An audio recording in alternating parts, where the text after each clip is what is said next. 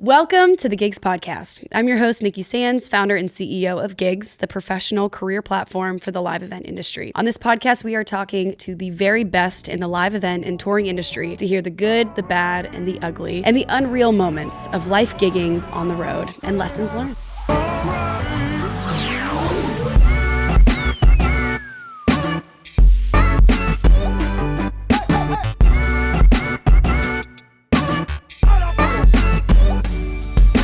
And today we have the absolute pleasure of speaking with Sooner Rae Routhier, renowned principal designer who is a 2-time Parnelli Live Design Achievement, Live Production Summit Pinnacle, and multi-Top Dog award-winning designer. Her designs can be seen on Jimmy Fallon, the AMAs, The Ellen Show, SNL, The Voice, the Billboard Music Awards, and she's crafted iconic shows for artists such as Coldplay, Green Day, The Weeknd, Noah Kahan, Imagine Dragons, the Lumineers, Megan Thee Stallion, and many more, thousands more. Beyond her creative genius, Sooner has also been a driving force in shaping the modern landscape of entertainment, lighting, and design. Sooner, welcome to the Gigs Podcast. Oh my gosh. So you just got back from Europe. You were with Coldplay. Yeah. What is your life? What are you, this is insane. I mean, Coldplay is known, it has this reputation of one of the greatest shows ever because of the design, because of everything. Can we talk about, just start there? What were you doing in Europe with them? Well, I'm really, really lucky because I get to collaborate with incredible people for that one. So Misty Buckley is a production designer who has become my sister, basically. Like, we are just this awesome little happy family of love and creativity. And then Phil Harvey, obviously, is the creative director and manager. But we just have a great time, like, making that show happen. And I got to be in Rome for the start of this leg of the European tour that they just kicked off, and get some new songs programmed in. And yeah, it was really fun. And this is lighting design you're doing with them? Yep, lighting design for Coldplay, yep. If we could just start with that, what does that mean? You know, you get this gig, you meet with, I want to hear like what that whole process looks like to show one. Okay, so essentially got contacted by Misty and Phil and asked if I would be interested in being the lighting designer for Coldplay, which was an absolute freak out moment for me. And, you know, once we started, it's really just lots of meetings and checking out their drawings and what the concept's going to be for the show, and just figuring out how to light the band and light the scenic and just create some really beautiful lighting moments for the music, you know, that matches the music, that provides the emotion for the audience. Also, a really big factor of it is making sure that you can see the audience really well. They want to see like all the way up at the top of the stadium, right? So there's a lot of audience light planning that goes into that as well. So, yeah. You are performing with them. I mean, this is part of the whole performance. When an artist gets lighting for the first time, there's something that completely shifts in their performance, I feel like. So you're highlighting the audience, who's also a part of this whole performance. You're highlighting them in certain ways. Can I call out colors and you tell me the vibe it gives to you? Color is such a massive part of my life, honestly. Okay, can we do this real quick? Yeah, for sure. So essentially, my mom was a seamstress. Okay. And she actually worked in a fabric store in our little town of Newport, Vermont for a long time. And I used to go to the store with her and, you know, hang out. And my favorite thing about being in that store was like looking at all the fabric colors, and specifically the embroidery floss. Shell, you know what I'm talking about when you go into like a craft store and you see all the embroidery floss. It's just like laid out in this rainbow. And I just always loved color. And then I wanted to be a marine biologist when I was in high school, but I wanted to study in the coral reefs because of the color. Wow. And so I actually kind of just realized this like within the past 3 years or so, actually kind of when I started working for Coldplay, because what's really fun about their shows is that there's just lots of rainbows. It doesn't have to be like full on Roy G. Biv rainbow, but it can be, it's just like, it's a very colorful experience.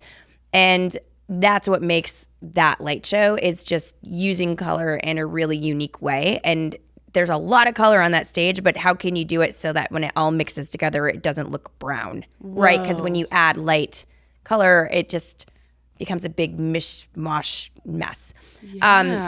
But honestly, color is probably one of the biggest part of my creative journeys, I guess, because a lot of times like we do storytelling in a show. We'll split it up into acts. So even when I'm doing production design, like the full design, so all the lighting and the video content and the scenic and the special effects and the automation and the show direction, when we're doing that as a team, we try to plan that out into different acts. And a lot of times there's a color story that accompanies that. Whoa. Yeah. So, like this is the act that's going to be all about fire and edgy, and it's going to be all reds and fuchsias and ambers and, and then we'll go into the next act, which is going to be prettier and like more cyan and yellow and baby blues and pinks. And yeah, so we really try to plan out color stories along with our show direction. And you have no idea, the audience has no idea how your color and the way that you're doing the intensity of it is making them feel something different with the music. Yeah, I think so. I mean, it's funny because I didn't even know that this term existed until I think back in 2018 or something. Oh God, that's 6 years ago.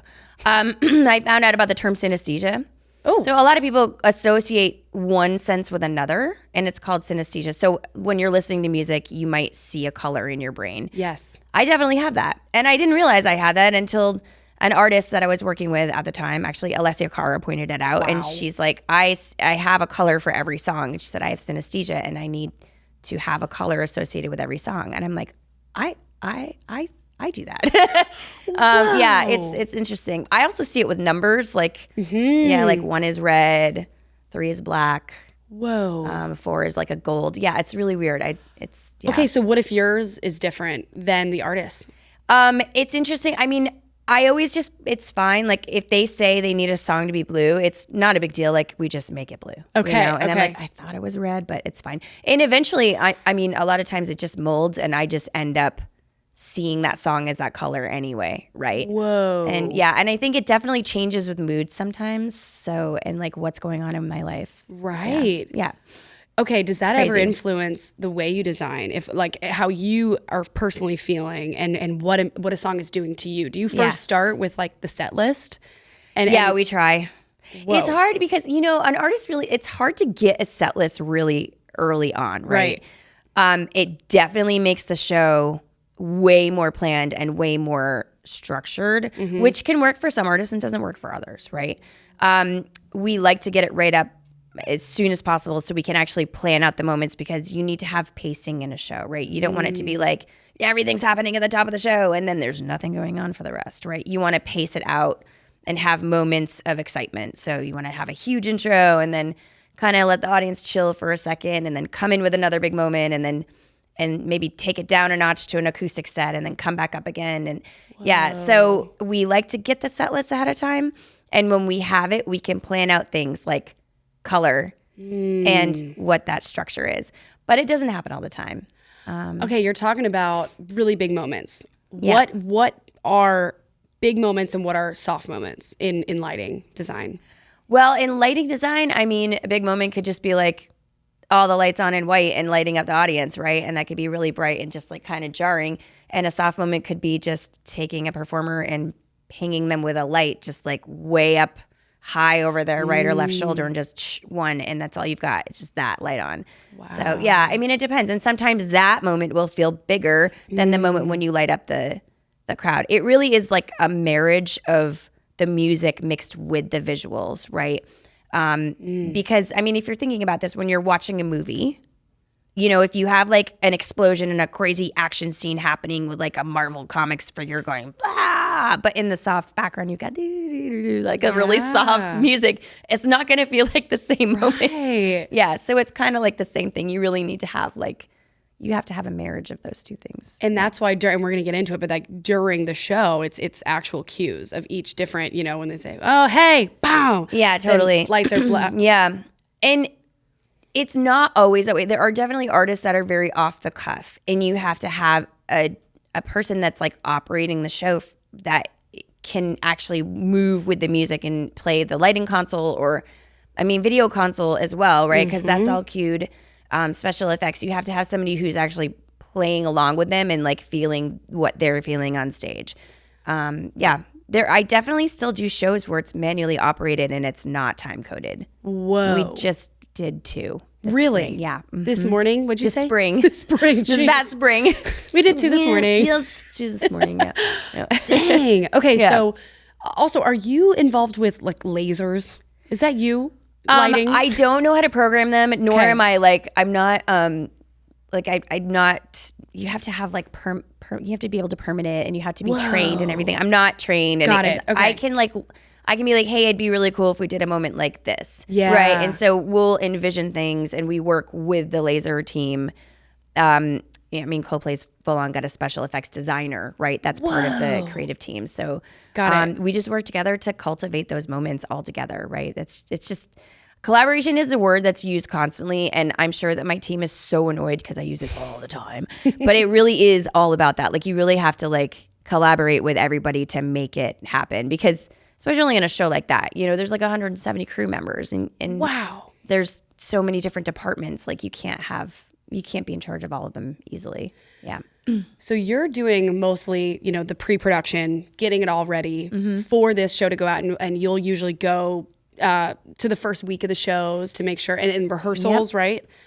Okay, Yep. so I guess we didn't even get there. So you got to where you're planning it out, you're feeling the music, and then you're going into rehearsals. How does that collaboration work when you're there?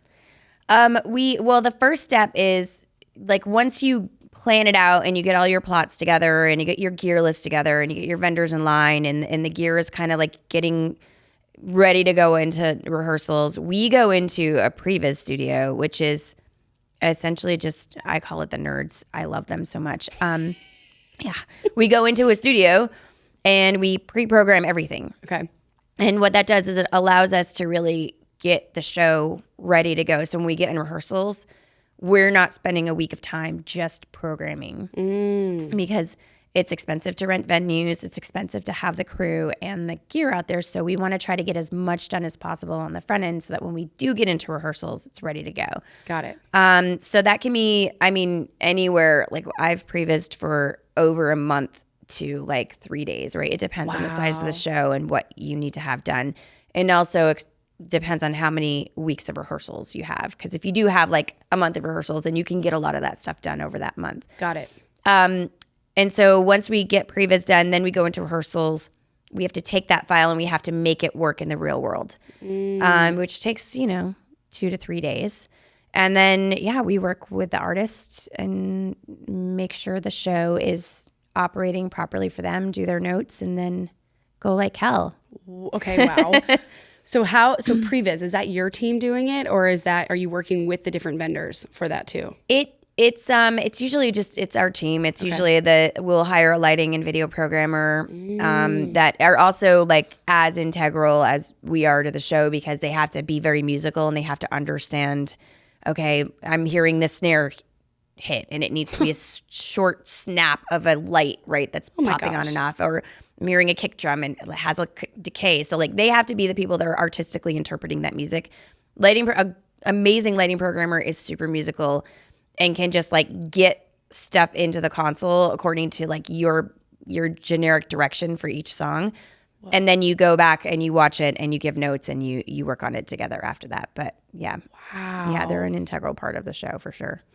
Okay, wow. So you're then you just go, okay, we're all ready to go. How are those first few shows? How is that, for the engineers to have, it's the first time you have all your cues. Can you talk about creating cue cards and what kind of the software, the technology works? Yeah, it's not cue cards, but it's like, it's all just in the console, right? You can't tell I've never done lighting. And it's totally fine. You're good. It's fine.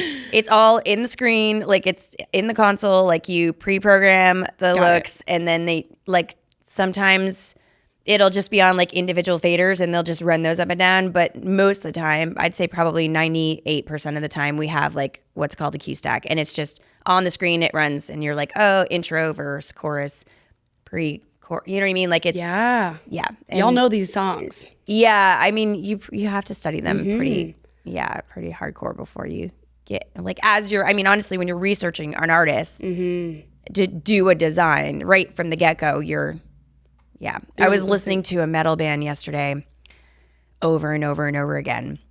And around like 5:30, my husband comes home from work and he's like, what is happening in this house? Because it's just like blaring metal on our system. my gosh. You're getting into it. What colors did you see with those right off the bat? All of them, everything. Not all together. Okay. Very much like monochromatic songs, right? But yeah. Whoa. Yeah. Okay, let's go back. I could just keep going forward, but I want to go back to you started 1999 as a lighting tech. Yep. Is that right? What drew you to this world in the first place? Theater, honestly.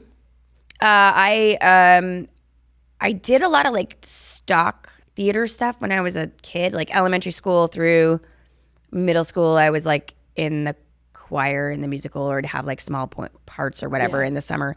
And then I kind of did a little bit of tech crew stuff there. Like I like helped out with some of the set building, and then would come in and help some of the tech stuff out. Like, I don't know, when I got into high school. And then I really loved dance. And I tried doing dance class, but I'm really bad at dance.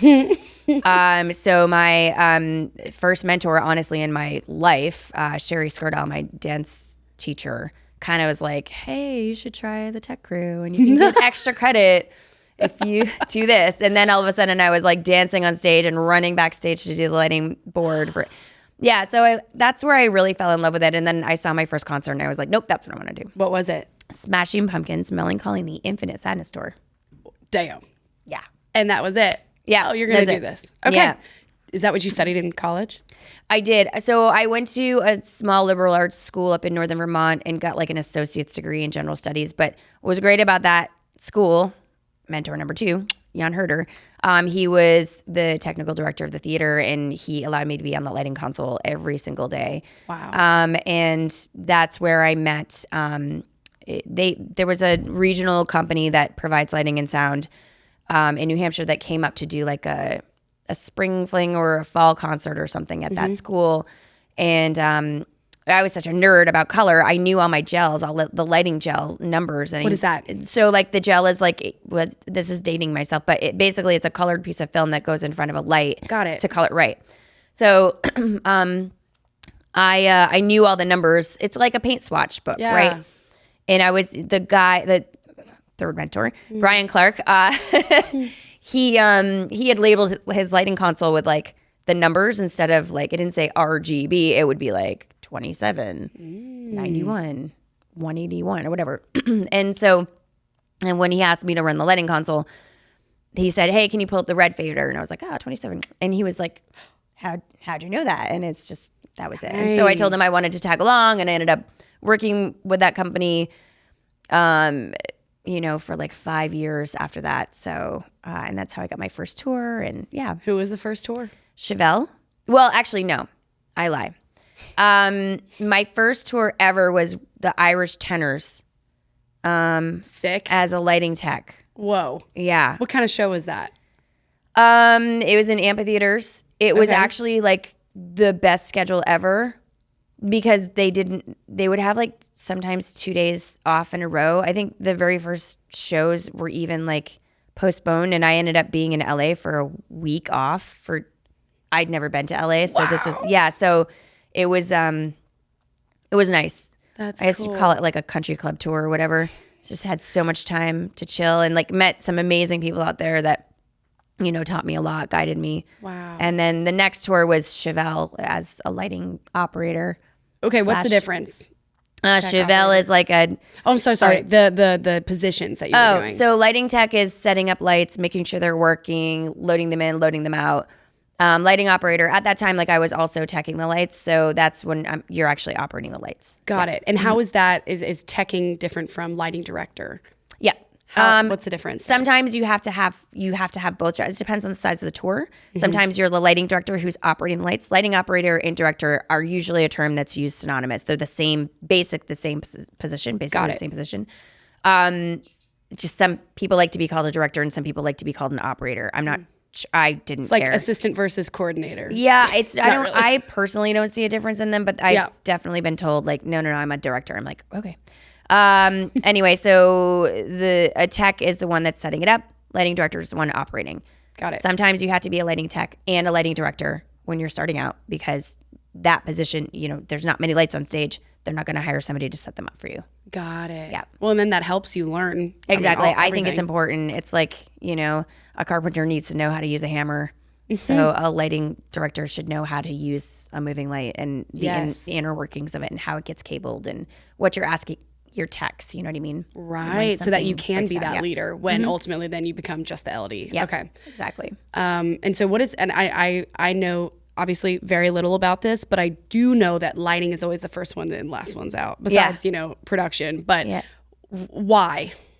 Because it's above the stage, so like anything that needs to be set up underneath, you can't, you know what I mean? Like you gotta get the stuff under there. So if your stuff's all set up on the stage and the lighting trusses have to be set up, it's just like literally You're a layer. audio. It's like, sorry, I just bumped the mic. You're above audio and video. I mean, it like every load-in's different, right? And it depends on what, like if you're in a club, you might not be hanging lights, so you can set up your lights on the floor while the rest of the gear is getting set up. If you're in an arena, the first thing that goes out is the rigging because you need to hang the stuff. So that happens early. That's the first stuff in. And then, you're working in tangent with lighting or video, lighting, and audio to hang the gear. It's just, this is a whole ballet that I don't even have skin in the game to even talk about because there's people much smarter than I am that do this and create the logistics to make it all happen. But it's definitely like it's a dance between departments. Yeah. Yeah. Okay. Wild. So then you had your first lighting operator. Where did you go after that? I just continued working for that band for, and you were working right for the band, not for a vendor? Yeah, okay. No, that was the first time ever working for a band directly. Got it. And I just kept growing. I obviously like to talk, guys. Don't know if you've noticed. So I just kept networking with people. So like Chevelle did a bunch of festivals and I would always just try to talk to the headlining LDs and production team. And they eventually met a business partner of mine and we ended up doing tours together. And then we ended up designing tours together and creating a company together. And and it just kind of kept growing, right? Like it's all about really networking and making sure that you're always working hard, like making sure that you're the person that's helping out. Even like I used to always just go and like watch the headlining act and like helping the LDs tip the console or, even helping some of the audio guys out, like I'll jump on stage and coil some mic cables. I'm not above that. It's fine. I actually like coiling cable, but I'm really kind of a crazy person, but like you're really I'm really bad at it. It's really embarrassing. Anyways, different world for me. I wasn't in that world. That's good. Okay, so you go. It's all about first one in, last one out. Yep. You are getting to know everybody. So how did that help you start design companies? So that how are you getting clients? Just talking. Okay. And I mean, just always keeping in touch with people.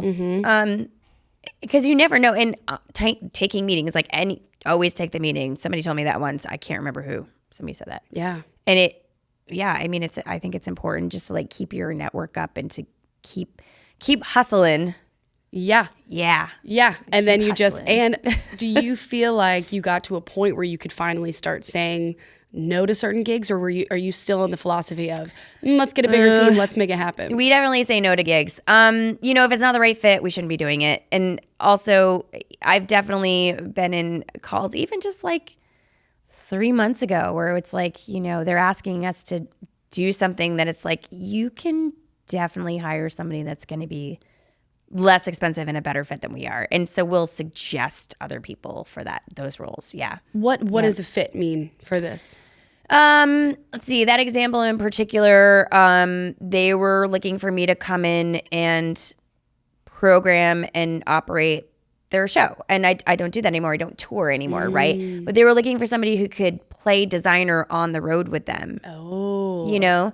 And somebody who could actually change the show in real time with them, basically like manually operated, like be able to work with the artist every day to like really get in with whatever cueing they need for certain songs. Like they're changing the set lists up, they might have certain requests. And so, I just suggested a lighting programmer who has great design skills who still wants to tour. And yeah. Can you talk about the difference between manual and pre-programmed? So everything's pre-programmed. Okay. But it's about operation. Okay. So there's this thing called time code. Plug a cable into the back of the console. It comes from the Trax rig. It runs this really terrible sounding. Can you talk about what a stuff. Trax rig is? Oh boy. Probably not smartly. Okay. Smartly, intelligently. Nope. It is. They play the backing tracks. Sometimes it's just a click track for the drummer to listen to. This is audio or it world. could be audio, musical direction, Got it. kind of sway into that a little bit. It's basically it's the tracks. It's like the electronic stuff underneath the music that isn't played on stage, essentially. Some people don't even like to admit that they have them. But yeah, so essentially, like I said, it could just be a click, but there's a track of this terrible sounding noise that you program to. You don't listen to the noise. This is really hard to explain, and everybody's gonna laugh at me when they're listening to this, and I'm fine with that. It's okay. But it basically is underneath the music, and you don't, like I said, you don't hear it, but as you're programming, you're recording the cues, and then when they're playing it back in the show, it's playing those cues back according to the way that you recorded them. Got it. Manual is like listening to the music, 1, 2, 3, 4, hit a button. Okay. Yeah. Okay. And is that just an artist's preference of how they want that, person to? Yeah, some people don't want the structure of having tracks and time code and having it just like, because it's dead on the beat. Like it's. Got it. Okay. I know I'm getting into nitty gritty, Right, but it's super nitty I'm gritty. It's super fine though. I'm fascinated. happy to talk about it. It's cool. I just might not be super smart about some of them, but I will try my hardest. I think as soon as you start hearing more and more lingo and getting, okay, that's what that really is. Like, it took me a very long time to understand what a truss was. Yeah. And I think just the more you hear the lingo, you have a better time, especially if you're on your first tour. Yeah. Okay, so can we talk about maybe the difference in vibe of like a Coldplay versus a TV set? So like you did SNL, you did like, first of all, how do you get those shows, and how do you set up this stuff? So touring, so like Coldplay, Green Day, Noah, Kahan, that's all. Like most of that stuff has always been, we've done the bulk of our world is doing the tour, right, and getting their show off the ground that way. Artists will get asked to do promo gigs, and they'll get asked to do SNL appearances or the Tonight Show or whatever. Yeah. And when that happens, they'll ask the creative team to come in to do a creative treatment for it. So cool. And the difference between designing for an audience and your eyeballs and designing for your TV is essentially like when you're thinking about designing for something for a show, you're really just like looking at what the camera is seeing. So like you could have like a whole hot mess happening outside of camera, but they're not seeing it. So you're really just like designing for what is coming out of that lens, essentially. If that makes sense. Is it different than? 100%. Yeah. Okay. It's completely different, but it's fun because you're designing for a moment that is happening just like that, right? You're designing for something that's going to be filmed and then edited and then put on TV. Wow. Yeah. And then, but a concert tour has a live aspect. So you're just like, you're designing for, and the audience. Yeah. Yeah.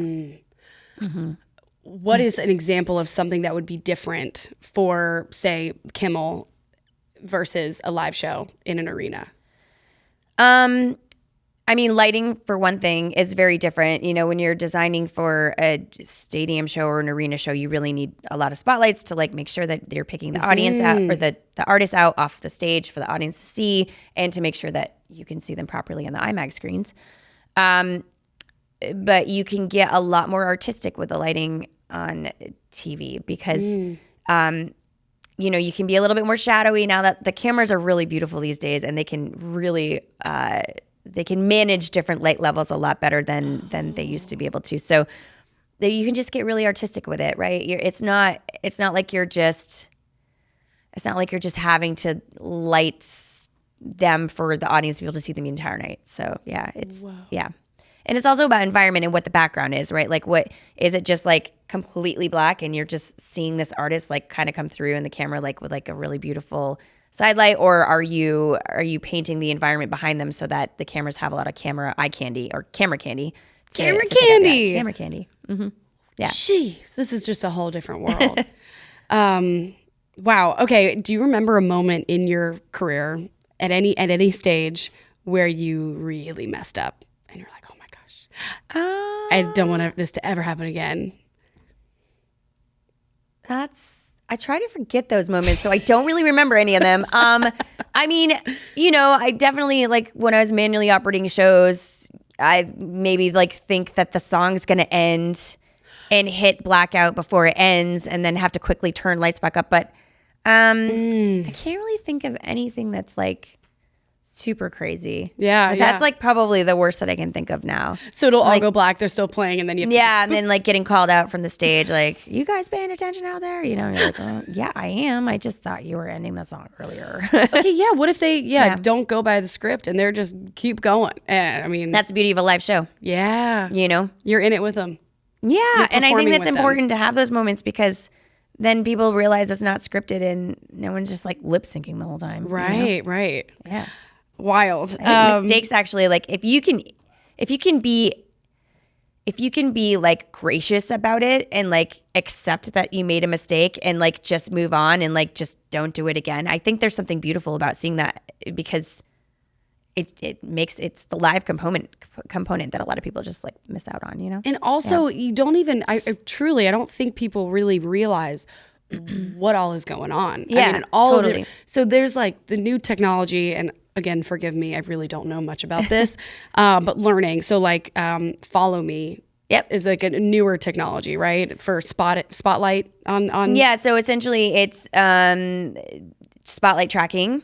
There's different versions. There's ones where it looks like somebody's playing a video game out back, and it's like full on thing, and they're like following. There's still hands that are like following this little cross point at the performer, and then there's others where you put trackers on the wardrobe and it follows. Yeah. Wait. Yeah, there's several different types. Wait. Okay. You put the tracker, and then how does the light itself is tracking it? Yeah, this once again is technology. Okay, sorry. I do not feel comfortable talking about, because I ain't got a clue. But it's like it's a camera attached to the light. The camera it has to be like calibrated. Like you have to be calibrated during the day, and then there's a whole person on Coldplay that deals with that, right? Like just as that. So okay, we won't need that. Yeah, it's wild. Crazy. Yeah, the tech is like insane. Like, this is something that I need to get the nerds on to discuss with you if you would like to get into the nitty gritty of it. Okay, we'll get anyone lighting nerd. Yeah, we'll get it. No perfect. Problem. I got you right down the street. My buddy Matt Giese on it. Love it. Okay, done. Let's talk about the playground. What inspired you to create this company, and where are you with it now? How long have you been doing it? Yeah, it's very exciting. It's like a year and a half in the making. Wow. I didn't really think that I was gonna start another creative design company, but in 2021, I think it was, I was working on some Coldplay stuff, and I was starting to design for some other artists, and this thing kept happening where managers and event producers, because it happened with a corporate event too, would call me and ask me if I would like to collaborate with a different designer to make a show happen. Whoa. And it happened like 3 or 4 times, and it was a really fun process, because, you're collaborating with people that are typically even your competitors, right? But like, we all get along. So to make this really cool stuff. And so I just sort of like started ideating, and I was talking to my friends about it a little bit. And one day my friend Curtis Adams and my friend Aaron Luke were sitting outside of a hotel and discussing like names, and Aaron came up with the playground, and Curtis was like, that's dope. You need that one. I was like, okay, cool. So we called it the playground, and it's essentially a co-op, I guess. It's not exactly a co-op, because you can't really have a co-op in Tennessee. I don't think that the legal entity exists unless you're an agricultural business. We could potentially just grow wheatgrass, I guess, on all of our desks, and maybe, but in agriculture, yeah, exactly. So essentially, different designers or creative directors or choreographers or producers or whatever will come together, and for each project, and we share in the resources, we share in the expenses, we share in the profits according to what, percentage of workload and time commitment is put into it for each person. And yeah, I mean, it's a really interesting concept. It's working really well. The way we brand it is like when we work with a different design company, it's like the Playground X, whatever other design company is involved. And it's been really fun. It's been a year and a half old at this point. Wow. Yeah. Uh-huh. When you said choreographers, is that movement choreographer or like lighting? Yeah, like choreographer? Dancers. Yeah. You're kind of a lighting choreographer. I guess. No, anyways. So how does that work? For example, let's say it's Coldplay have who do you work with that has dancers? Well, I mean, we just did Megan Thee Stallion. Oh yeah. So collaborated with Jaquel Knight. Whoa. He was amazing. He does Beyonce as well. That was great.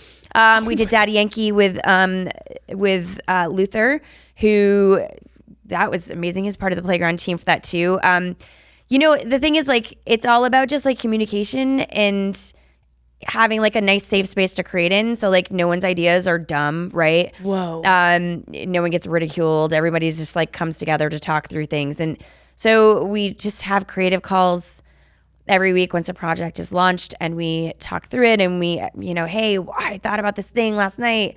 Well, I was on my run, and what if we did this? And then you talk about it and you add it into the show, or you don't if it doesn't make sense. So choreographers are amazing because a lot of them are actually creative directors as well, right? Wow, so, yeah. which both Jaquel and Luther are. And so they often come to the table with ideas that are very different and are outside the box that you wouldn't think about as a production designer. And so, as a team, we come together to figure out how to make those happen and how to structure the production elements around it to make it even better. And wow. Yeah. What's one of the craziest, like, oh my gosh, can we pull that off? If we pull that off, that'd be so sick. Like, what are some examples? Last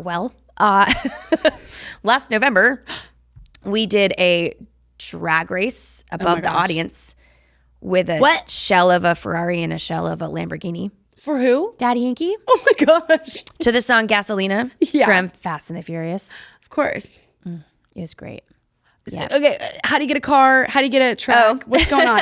Can we talk about how you did this? I mean, it's pretty extensive, but essentially, like, there are shells of cars, right? So you get the model, and the scenic company builds it. But like my friend Curtis, who I already talked about, he was one of the also collaborators. That Curtis and Trevor were on that project, and they both really worked hard to like get the paint jobs figured out, and like. Yeah, and then there's just these huge platforms. This is like lowered slowly over the audience, and like we had sound effects and pyro on it, and like they squealed and ran down to the other end. And whoa, it was funny because every night a different car would win, and we wouldn't be able to. Like it was actually a drag race. Like we would actually place bets on which one would win, but.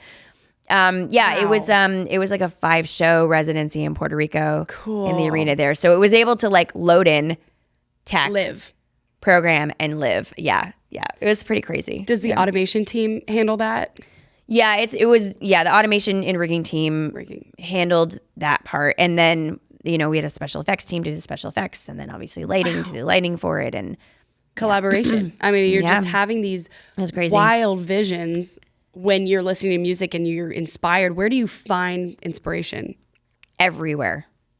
TV, storefronts, galleries, shows, everything. Have you ever dreamt one? Yeah, for sure. Yeah. Definitely. Yep. I definitely have done that. Yeah. What's another most recent one that I mean, this is anything from like, a drummer being on a riser and spinning and that kind of, like, what are other movements on the stage? Are you as a production designer for automation or just anything? I don't know. Yeah. I mean, anything, honestly, like the intro of the show is always really important. So what's that going to be like? Is it going to be like a curtain that comes down and then you just light them from behind to create these huge shadows before the curtain falls, right? That's a kabuki. Or is it going to be, this crazy video intro and then all of a sudden a lift comes up and the performer's on the lift and silhouetted, and then, you know what I mean? It can be anything. And honestly, like everything has to be so custom and so tailored to what the artist wants, what the music is, what the branding for the, what they're putting out in the space with their tour or their album or single or whatever. Like it's all so custom built, you know, that, it's hard to pinpoint. Like there's just so many moments that we've created over the years in production design that, wow. I mean, we just did Megan Thee Stallion. So we had like this like coil of light come down around her while she performed. And, and there's a video floor underneath her. So as she's like staring up, there's a camera like pointing down at her, and you can see the snake coiling underneath her while she's got this coil of light around her, you know, things like that. Like, so cool. But it's all driven by like the music. Like you wouldn't want to do something sexy and beautiful like that to something that's like just heavy metal, you know? You're right. Yeah. You can't get bored in this job. It's also every definitely time. Not. Yeah. So let's talk about your workload. How many projects are you working on at a time? We definitely have busy seasons. So I think we just got done doing 12 through the spring. So it's like, How big's your team? Well, it's not, because there's nobody on the play. There's only one full-time employee. Like I'm not even an employee of the playground. Like I founded the company, but like the playground pays my company. And then the playground pays other collaborators, companies, right? Like there's only one full-time employee, and she's a producer. So soon to be two, because we're growing. Yay. And so I guess, I don't know. What was the question again? Sorry. How many are you, how do you juggle it? Oh, how do we juggle it? Okay. Especially I remember we talked about this another time where some artists could give you all the stuff way in advance, and some where you are just, racing the clock. Yeah. Everything's always in a different state of development. And we, honestly, like if there's two projects going on at the same time, it's not going to be the same team working on each one. And if it is, then like one person is doing all the pre-production setup, and then another person's actually going on the site while the other person's going on the site, the other job, right? Like you're doing this. It really does. Like the schedule ends up working out. But I mean, if we're too busy, we say no. Got it. I mean, because there's a power in that, right? And like not overcommitting yourself and not burning yourself out, as in burning out your resources. So, and we definitely did say no to some stuff in the spring, you know? Yeah. And 12 projects. Jesus. Yeah. Are you going to all of these? Like No, definitely not. Okay. That's what you got team for. And yeah. Well, it's not the team. It's like basically like each project has a different set of collaborators. So I might not be on that team of collaborators. It might be, two other production designers that are doing it. So they're doing that, but the company is still producing the gig, right, with them. Totally. So, yeah. Okay. Yeah. So you were mentioning a lot about mentors by name. You remember all your mentors. Yeah. And that's like the total, I would say, the most important thing of this industry. Yeah. Having 100%. those mentors. Yeah. Do you remember a moment when like it flipped where you're like, oh my God, I'm the mentor now? How like, and then what types of, mentees, what are you looking for? Who catches your eye of someone who's really special? People who just email me or message me. Okay. I'm not even kidding. Like I answer every one of them. Wow. And I try to set up calls or I try to have them send me questions in email and I'll answer them. It's every time. I still feel like I get mentored by people. So I guess I do mentor people, but I still feel like I'm also mentored. I feel like you always find them. And I guess I don't really know I don't know, honestly. I guess I'm not that like observant when it comes to that stuff. Yeah. It just kind of happens You organically. just know and then stuff now. You need to get it out. Yeah. We did start a nonprofit organization in 2020 called Even that is like just getting, we just finished our first application process. And basically it's creating paid apprenticeship positions in our industry. Wow. Specifically in the state of California right now, but it will open up to, the rest of the country next year. Wow. How did you get involved in this and why? It's just during the pandemic, my friend Seth Robinson and I, amongst a lot of other people, we were just, what can we do to help? And we were basically doing this small thing called Live from Nowhere, which is trying to get groceries on people's tables, essentially. Like we would have artists come and answer questions, and then hopefully they generate some funds. And then all the civil unrest happened in May.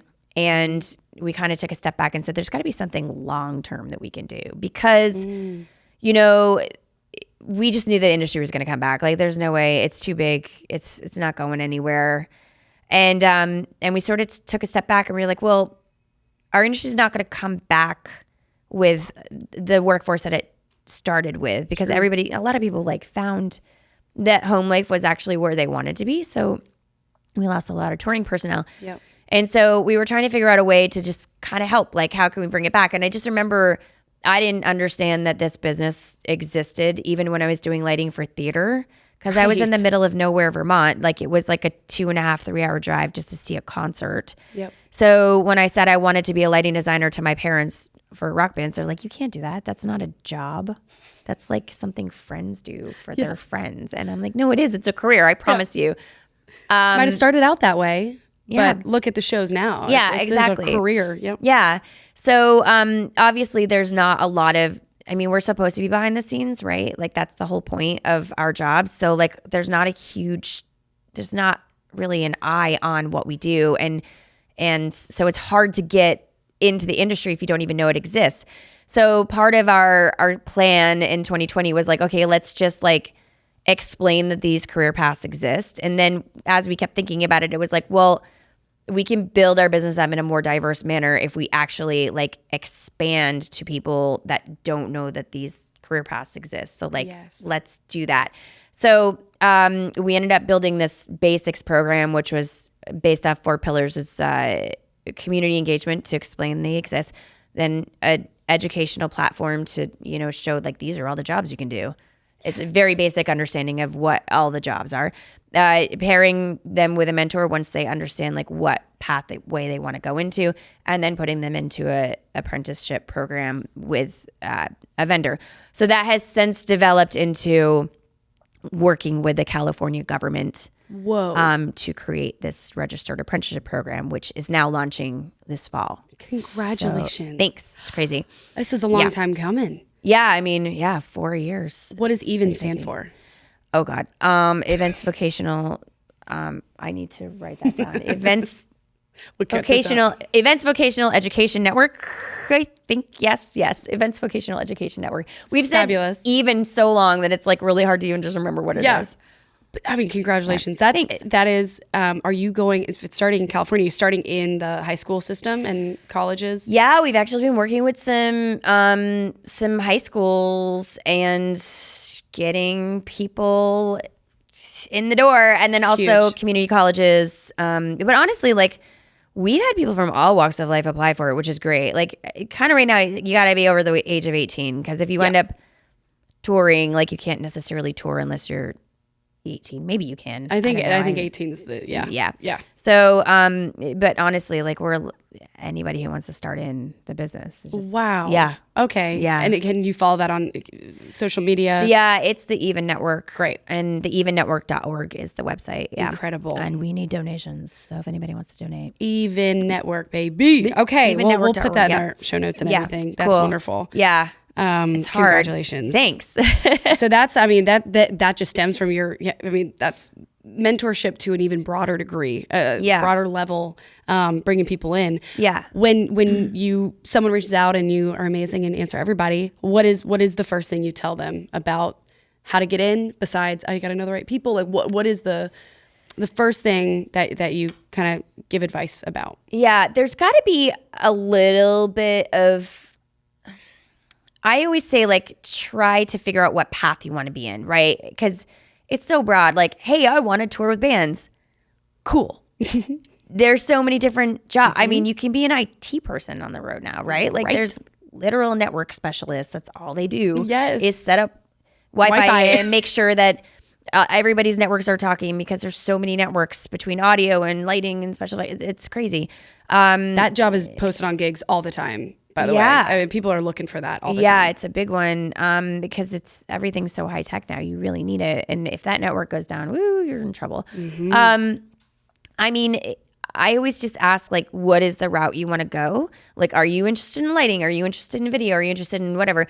And once we figure out like kind of like where they're going, I usually just start by pairing them with professionals that know already, like are already doing it. So. if they're interested in being a lighting programmer, I will pair them with a lighting programmer. I'll say, hey, just talk to this person first. And then, or like send them down, like give them all the YouTube videos and tell them the applications to download to start learning. And, or like, you know, go be a stagehand in a venue for a bit and just learn the ropes that way first. And always ask questions and always network and make sure that you're keeping in touch with people. Yeah. So you think that's important to especially with in lighting and production, to be a stagehand, just to like get actual hands-on experience with this? I think so. And I also think it's a good way to understand what all the different departments do and how they work together, right? Like dance. Yeah, because if you're working on the electrics crew one day, but then you're working with the audio crew another day and you find that, oh, I really love audio. This is cool. Like that person's mixing that music and it's really cool. Or like that person's like making sure that artists on stage can hear themselves really well. Like that's cool. I want to do that, right? Like it's just totally. I think it's important for people to figure out what that pathway is, like what they want to do. Yeah. What is the biggest risk that you've taken in your career? Biggest risk? Ooh. I guess my parents would be like, what? When I was in college, I started driving 3.5 hours south to the Boston area to work with that vendor that I first started with, New England Audio Tech Rainbow Concert Productions. And I mean, they started hiring me for the weekend, and I would drive down there after class on a Friday, do a show on a Saturday, do a show on a Sunday. And after that show is done at 1:00 in the morning and loaded out, I would drive 3.5 hours back through rural Vermont. Wow. Really rural Vermont to school to take class at 8:00 the next morning. Yep. And did you do it because you loved it, or you knew that's what you just had to do? Yeah, both. Yeah. Wow. I saw some stuff on those highways. I bet. It gets cold up there too, some icy roads. Yeah, I would always try to be careful. I mean, when you're growing up there, you have winter tires and you have all-wheel drive, you know? There you go. But yeah, I mean, there's times I'd see like cars coming at me on the highway in like the passing lane. Oh my gosh. Like somebody got on the entrance the wrong way and like was... Wow. Yeah. And multiple times. Did you enjoy those shows? Was it that exciting for you? Yeah, for sure. Absolutely. Yeah. Yeah. Definitely. And you were learning everything. Yeah, then. absolutely. Yeah. Yep. And it was after that you got that first job anyways, right? The connections that you made there. Yeah, I was working with them, and then they ended up hiring me, and I worked for them for like 5 years. And then through them, I started freelancing in the New England area. I ended up transferring to Emerson College and going to school at Emerson, and then lived down in that area. And when I left New England Audio Tech to freelance in the area, and I started working with all the other companies. And there's a company called Port Lighting that got me on my first tour. So. Cool. Yeah, with Irish tenors. Yeah, with Irish tenors. Yeah, so cool. I gotta look them up after this. I know, it's funny. We have. I want to get into just some rapid fire questions. Sure. Just kind of first thing you think of. Fun. First, wait, we might have already said this. You already said your first concert you went to, right? Smashing Pumpkins. And the Infinite Sadness. Yeah. Have you worked for them? No, but they are opening for Green Day, and I get to see them for the first time since 1997 in like a week. Whoa. 2 weeks. 2 weeks, yeah. That is so good. Yeah. And what are you doing with Green Day in this in 2 weeks? Full production design. Yeah. Damn. It's out. It's been out for a little while. Yeah. Myself and my collaborator, Coe, she's from Argentina. She's so badass. She's also an architect. She does opera. Oof. We brag on her a little bit. She's so cool. Yeah. Wow. Best after show food. Oh my God. I just love a good pizza. I'm sorry. I know that nobody likes pizza after show, but it's so good. Also, we'll do a charcuterie with some wine any day of the week. Yep. Yes. Oh my gosh. No one says charcuterie. That's oh my gosh. So good. And it board. Lasts. Yeah. Yep. Bougie board. Yep. Favorite venue in the world? Okay. The Meadowbrook Farms Amphitheater up in Guilford, New Hampshire. Why?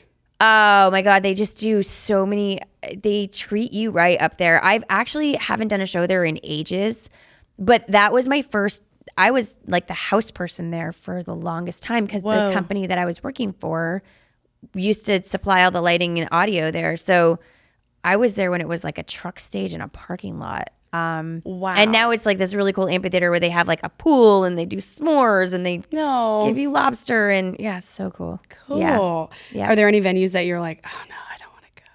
I don't want to play there. Or is there actually this different question? Yeah. Are there any venues where your vision it just doesn't really work because of the way it's laid out? Yeah, I mean, how do I pinpoint them? When I was touring, there were definitely venues that I was like, oh my God, do we have to go there? There was this one place in Sparks, Nevada that was like a literal strip mall, and the trim was like 10 feet, and you couldn't get anything in there. So you want height for these lights? Yeah, definitely. Yeah. Now it's like there's like amphitheaters that are really beautiful, and it's gorgeous to see a show in them, but you can't fit anything, and you just know if that's on the list, you're like, you're gonna have the C rig, like you're not gonna have the rig, and there's but if you design an entire tour based off of those venues, you're right. When you get into the bigger ones, you're gonna look like a postage stamp, you know. So. Can you explain that real quick? What a C rig means versus? So we typically do like the rig that will fit in like the majority of the stages, like, and it depends on what size show, but like that'll be like, this is the rig exactly the way it's supposed to be drawn. And then you'll do a B rig where it's maybe like things are squished in a little bit more. Maybe you're missing like a couple sections of lighting trusses or a couple, the video wall smaller or whatever. And that can sometimes be your festival rig. And then a C rig is basically like, you're getting a floor package. You know what I mean? Like, yeah.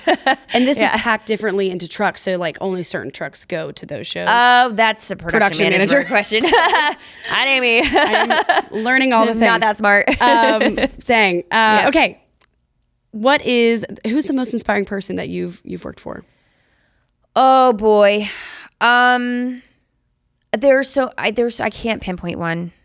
That's fine. I don't think it's possible. Okay, that's a great answer. That's a great answer. It's not, yeah.